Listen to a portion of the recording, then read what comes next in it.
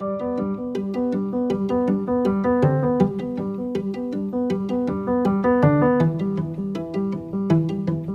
name is Jessica González-Rojas. I use she, her, pronouns, and I am a New York State Assemblymember for District 34 in Western Queens. I've been an advocate for 2 decades, working on issues ranging from reproductive justice to disability rights to higher education to early childhood education to LGBTQ liberation. And doing advocacy is something where you get to work with legislators across the country. And after years and years and years, and quite frankly, decades of doing that work, I ultimately realized we just need better legislators.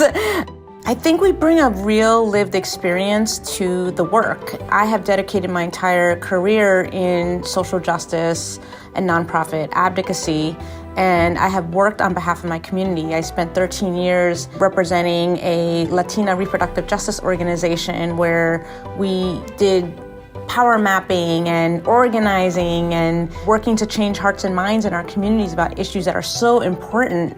And it's those people that really have a true understanding of the community. And when we see more women of color, Indigenous community members, LGBTQIA community members, Black women, they bring those stories, they bring that experience, they bring that intersectionality, and we really desperately need that change right now.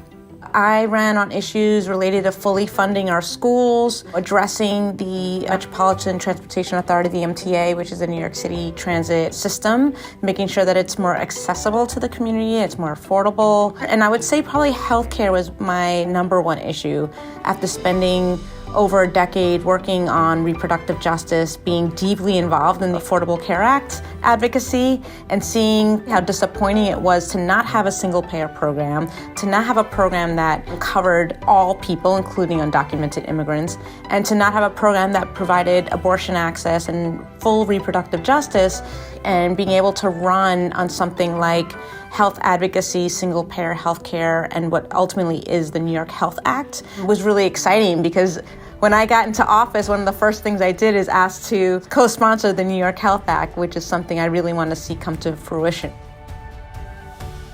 I think the steps that women need to take is to really look at the support network around them and determine a path by which they can run where they can have the support that they need. Who are the people that are gonna show up for them? Who are the people that are gonna volunteer for them? Who are the people that are gonna get money in their coffers? Who are the folks that are knock on doors? Who are the folks that are make phone calls? That's, I think, the most important thing is having that strong network to start with. My vision for a world run by women is one that's more compassionate, that leads with heart, that centers the folks who have been excluded and most marginalized from the political process, and that is led with love.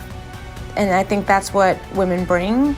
And it's really about women of color as well, that making sure that they're centered in this work and that they're encouraged and supported, because women of color are often held to a different standard, and we really need to change that.